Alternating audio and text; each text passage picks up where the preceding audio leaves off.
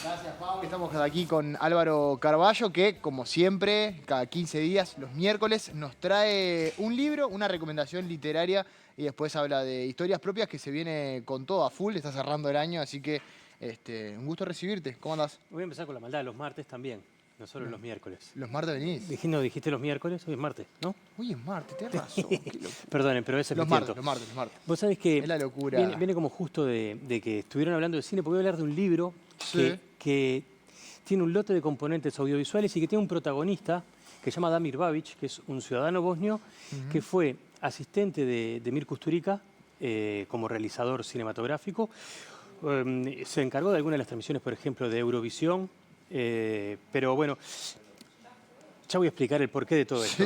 Lo primero es que este libro se llama La teoría de Gudbia, a quien se lo estoy mostrando. Ahí está Renato. A Renato, perdón, ahí va.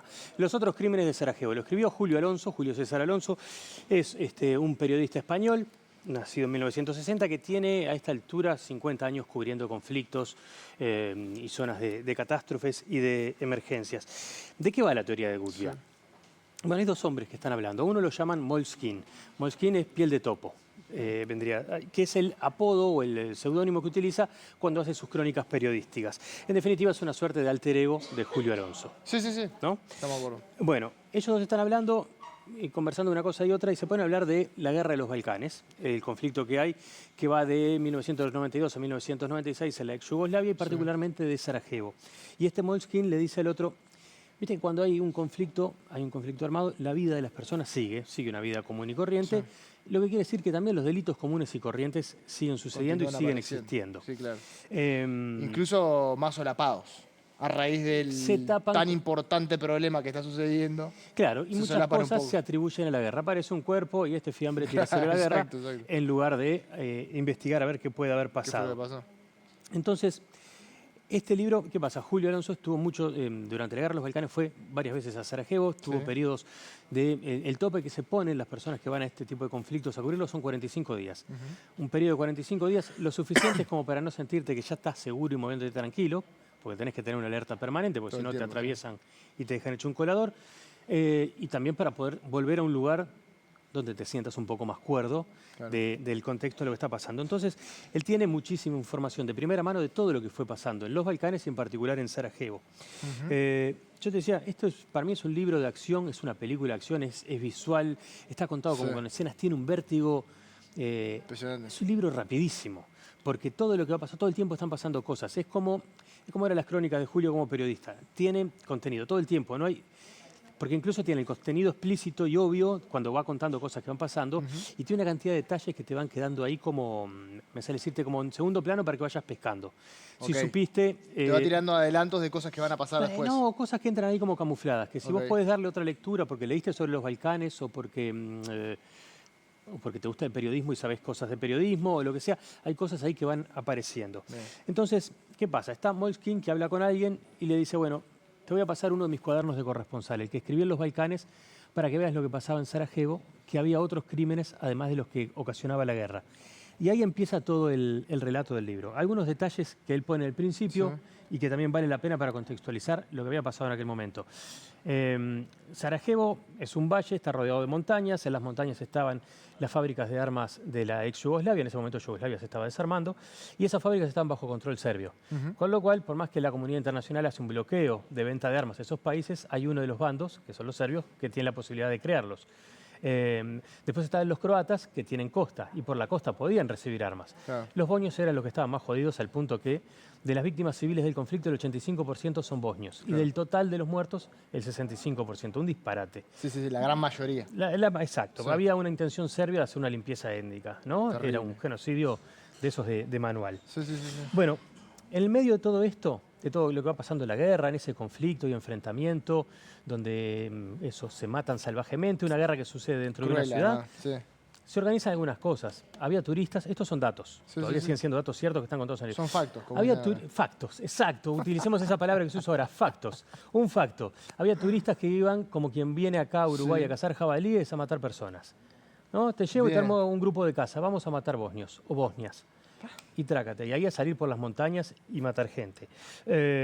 Había tráfico de mujeres, de niñas particularmente. Había una ONG que cuentan acá. armada con la excusa de salvar mujeres del contexto de la guerra No. y evacuaban a una cantidad. Pero ¿qué pasa? Cuando llegan al destino en el cual las van a evacuar y van a estar seguras, algunas supuestamente se escapan y son las que terminan prostituidas, ¿no? O sea, no se escapan a ningún lado, No, claro. las chupan. Sí, sí, sí. Bueno, todo esto es el contexto y en ese contexto transcurre toda la acción. ¿Qué pasa? Se está formando Bosnia, todavía no es un país armado y demás, por más que había habido un plebiscito y Bosnia, bueno, declaraba su independencia. Tenía intenciones de. Y entonces el nuevo Estado dice, suceden cosas. ¿Qué podemos hacer? Armemos una pequeña brigada para investigar crímenes. Bien. Porque sigue habiendo asesinatos. Y contactan y juntan a dos personas, un profesor de historia y un realizador audiovisual, que es Damir Babic, a quien conocí personalmente, además es un nombre y apellido reales, y es cierto que trabajó con Kusturica, a quien Damir desprecia porque lo acusa de haber entregado una cantidad de bosnios a los serbios, algo que por esta zona del mundo no es comentada, pero vas allá y te lo dicen en cualquier esquina donde vos lo nombres, mucho te dicen, más popular. del lado en Sarajevo no lo nombres a Kusturica, porque está todo mal. Parece que no fue una persona muy querida por eso que hizo. No. ¿Qué explica este libro? ¿Por qué se llama La teoría de Gudbia? Gudbia aparentemente es un profesor, un filósofo que desarrolla una teoría y dice, cuando hay un conflicto hay dos bandos armados enfrentándose, pero se arma un tercer estado. Ese tercer estado es el de los no combatientes que acuerdan ciertas formas de vivir. Es gracioso que yo no encontré a Gudbia googleando. O sea que supongo que es una creación de Julio. No se lo pregunté. Se lo podía haber preguntado, pero no le pregunté. Pero lo otro gracioso es que surja una suerte de propuesta de tercera vía cuando estamos hablando de la ex Yugoslavia, que era la tercera vía, que era lo que no era ni el comunismo soviético ni el capitalismo norteamericano, ¿no? En las épocas de Tito. Bueno, le piden a Damir y a este profesor de historia, al realizador audiovisual y al profesor de historia, que se pongan a investigar una serie de crímenes porque hay 5 mujeres asesinadas y tienen que encontrar quién fue el que las mató. Entonces, podemos quedarnos con eso y tenemos solamente una novela policial o una suerte de documental policial, porque acá empiezan a entrar otra serie de cosas. La primera, yo no sé si la historia es cierta o no, porque el libro se encarga de sembrar la duda al principio. Pero sí sé que lo que cuenta es cierto. Porque todos los datos que va dando y cosas que cuenta sobre cómo funciona la gente en los conflictos son reales. Claro. Por ejemplo, aparece un ex legionario francés que se llama Joël Müller, es un nombre real, le dicen el petit francés, eso también es real. El tipo se va de Francia en auto hasta Bosnia. ¿Por qué? Porque había una guerra y él quería ayudar. Se va con un lote de medicamentos y se va en su auto. Tiene un auto, un Renault plateado espectacular. Cuando llega a un puesto Chetnik, que eran los controles de los serbios, habla, lleva... ¿Qué se hace para abrir cualquier puerta en una zona de conflicto? Llevar alcohol y cigarros. Eso genera amistad. Se pone a tomar con el jefe del puesto de control y le termina cambiando pelo a pelo el auto. ¿Cuál es el resultado de ese? Que él puede llegar hasta Sarajevo sin que nadie le dispare porque va en el auto del jefe. Y además serbio. Que además era serbio, entonces nadie lo va a atacar. Ahora, ¿cómo hace para que los bosnios vean el auto del jefe serbio y no lo ataquen? Bueno, para eso léete el libro. Sí, diría, exacto. ¿no? Está el desenlace, pero en definitiva son todas cuestiones que va utilizando de la realidad y plantea una historia, narra una historia que no se termina de saber si es cierto o no, porque en definitiva los datos son reales. Los datos son reales y todo la información utilizada para crear la narrativa es real. Claro, y se nombra periodistas reales, en un momento aparece un Arturo, que es Pérez Reverte, aparece otro que se llama Pinto, que es un portugués que cubrió el conflicto y saltó al superestrellato en Portugal cubriendo el conflicto de los Balcanes. Cuenta, por ejemplo, miro para acá porque tengo algunos apuntes que me fue haciendo, cuenta cómo los francotiradores jugaban al gato y al ratón. Hay una historia de un camarógrafo chileno que llega haciendo una serie de alardes al hotel donde concentraba la mayoría de los periodistas, que era el Holiday Inn. El Holiday Inn tenía dos salidas, una hacia la avenida de los francotiradores, otra hacia una avenida segura. Cacareó tanto que, ¿qué dijeron como chiste? Salí por allá. Era pelado. Y entonces para un francotirador, un pelado, es un... Claro, es el churrasco recién hecho. Claro, exacto. Presa fácil. Tuvo la inmensa fortuna que la bala le quedó entre el cráneo y el cuero cabelludo. Yo vi la foto de cómo le quedó. O sea, se salvó, nadie sabe cómo. Sí, de milagro. Ese es el humor cruel de los periodistas en esos contextos. También. Es que además hay un marco que es la guerra en sí. Claro. Que realmente es una cosa impresionante. Todo lo que sucede desde la crueldad hasta las realidades paralelas que se van formando, ¿no? Porque ese intercambio perfectamente podría haber surgido en un marco de conflicto de otro nivel y quizás se puede llevar apretadas, pero en el marco de una guerra es como está todo permitido y son cosas que, como bien decías hoy, ¿no? Hay hay una tercera parte, la gente sigue viviendo y las chanzas siguen estando. El tema Claro, es que las están de bromas mal también, manera. y cuando estás en un contexto tan cruel, la broma cruel es la broma cotidiana. Es la broma, total. Y Hay se otra, normaliza también, ¿no? hay otra que relata, que yo estoy casi seguro que es real, de un periodista inglés que llega y lo contrata, le dice, llévame, quiero hacer una serie de tomas y de notas, no sé qué, en tal zona. Lo llevan. Al inglés se le ocurre no pagar. Ah, mirá vos. Entonces Ok. en un momento lo dejan en un campo y le dicen, mirá que es un campo minado. ¿Querés salir? Sí, bueno, me debías 300 que no me Claro. pagaste, ahora me debes 500 si querés que te saque con vida. No, que no sé qué. Entonces alguien se arrima como saltando y esquivando supuestas minas Sí. y le dice, dame la guita y te saco. Bueno, entonces el tipo pone la plata y le explican por dónde salir. No había nada. Era como salir a correr por el Parque Roosevelt. Claro. Pero bueno, ese tipo de cosas también suceden en esos contextos, además de una cantidad impresionante de raquia, de vodka, de alcohol Sí. metílico que tomaban también, y algunas otras sustancias, como por ejemplo cocaína que se rebajaba para ser utilizada como, se transformaba, perdón, no sé cómo es el procedimiento, Sí. para ser utilizada como anestésico en operaciones, sobre todo en operaciones de niños, que Sí. caía una metralla, caían esquirlas, lo que sea, había que hacer una amputación. Y al principio Y la había un única momento que no forma había de- nada. Y Claro. bueno, apareció uno de los personajes, en el libro está, llega con un poquito de merca, pero después hace una serie de tranzas y consigue un poco más y empieza a generar bueno, terrible. la posibilidad de que algunos se operen en mejores condiciones. Todo esto que suena disparatado, que no se ve habitualmente en las películas, Sí, sí, sí, es sí. básicamente real. Sí, básicamente real y seguramente cuando nosotros vemos las películas decimos, ¡pah, qué tremendo esto! La realidad supera la ficción, pero Totalmente. por lejos. A mí me parece que este libro, agarrado Tal por un cual. guionista que le guste hacer cine de acción, es un peliculón. Es un peliculón, tal Total, cual. Estaba porque lo pensando- lees y te devora, te lleva así de la napia, Sí. pumba, hasta la última página. Es que es espectacular. Tal Sí, cual. totalmente. Por lo Así menos como lo venís vendiendo, es excelente. Pero Es no excelente. tengo otra manera porque es así. No, no, lo sé, Ahí lo se sé, está lo viendo sé. la contratapa, ahí está la La foto foto. de Julio, mi amigo, por ahí abajo aparece un Carballo, que supuestamente sería yo.